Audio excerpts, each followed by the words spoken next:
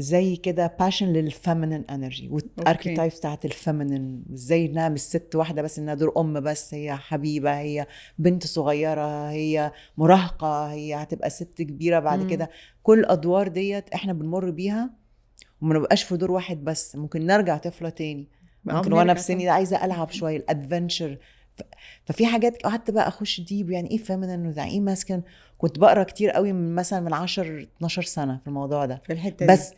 ما كنتش مش عارفه ازاي اعبر عنه للعالم بره. انا كل ده على نفسي. فقالت لي انا اول مره اعرف عن الموضوع ده، ليه ما تتكلميش فيه؟ قلت لها مش عارفه، بس يعني مش حاسه ان هو حد هيستوعبه قوي. قالت لي بالعكس. المهم رحت قلت لها خلاص قعدنا نتكلم في الموضوع ده، ازاي انك انت توصلي لنفسك، انك توصلي تو كونكت يور فيمينين انرجي. بدأتيها كده. قلت هي دي الفطره بتاعتنا، بس احنا مش متصلين بيها. الحركه النسويه اللي حصلت في الستينات واللي قبل كده، هي خلت نبعد شويه ونروح لانبالانس، والرجاله بقت، وده بحس فيه حرب. ايوه في حرب.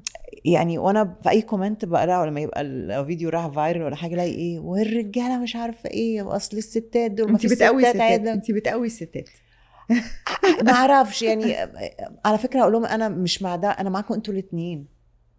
ما هو مين اللي خلى في حرب تبقى، يعني اي حرب بين اتنين بيخلي فيه انفصال زي ما بيقولوا. ايوه طبعا. فده مش هيودينا في حته. فانا معاكم معاها، فبقيت اعمل شويه اكلمه وشويه اكلمها.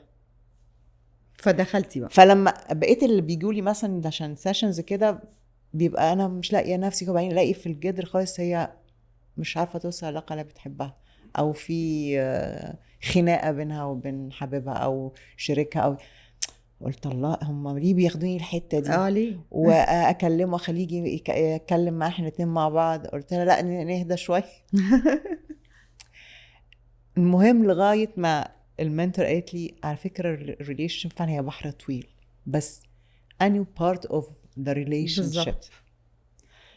قلت لها انا وبتكلم من قلبي، ودايما انا بتكلم هي كمان انا كونكتد بيها قوي، فدايما بتصل بقلبي عشان اعرف اللي انا فعلا عايزاه ايه، مش من هنا. عشان لو وصلت ان هو مخي بقى ونعملها السوق بقى وازاي اتراكت الناس عشان تجي. ايوه انا حاسه بايه، عشان اللي حاسه بيه انا هعرف افيد بيه. فقلت لها هي الطفله الصغيره هي السبب في كل حاجه. قالت لي الانر، قلت لها انر شايلد. قالت لي بعيدي يعني قولي لي كلمه تانية غير انر تشايلد. قلت لها هي عايزين اجيب الكلمه اللي تطلع بتعبير ريم. اللي انت حاسه بيه. قلت لها الطفله الصغيره ريم. انا ريم الصغيره بتاعتي بتطلع كل يوم، حط لها صوره، بكلمها كل يوم. اي حاجه تعلمناها ونحن صغيرين، الايموشنز بالذات هي من وانتي صغيره. المشاعر وهتعلمتيها من مين؟ اقعد بقى ارجع لكل ده. تعلمتيها من مين؟ مين اول حد هو علمك يعني ايه مشاعر؟ اكيد ماما وبابا. مامتك. مامتك. عشان كده بقول الام هي اكتر حد هيأثر في حياة يا ابنه يا بنته. هو العامل الاساسي والاهم. لو كانت الام ديت كانت مشاعرها فيها جرح، او انها من جدتك مفروض من مامتها وما تعاملتش مع ده وما حلتوش وما كانش فيه الوعي ده زمان، هتنقلهولي، مش هتتصل بيا اكتر. اي غضب عندها ايه كده هتقولي اعملي كذا اعملي كده. وده اللي حصل لي. مامتي مش كانت مامتي كانت عايشه دور الضحيه شويه. وانا كنت طفله وحيده في مشاعر، انا دايما مع نفسي كده يعني العالم بتاعي. فما اعرفش ايه كونكشن.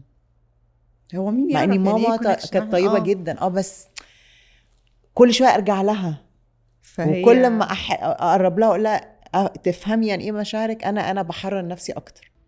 يو بودكاست مش مجرد كلام،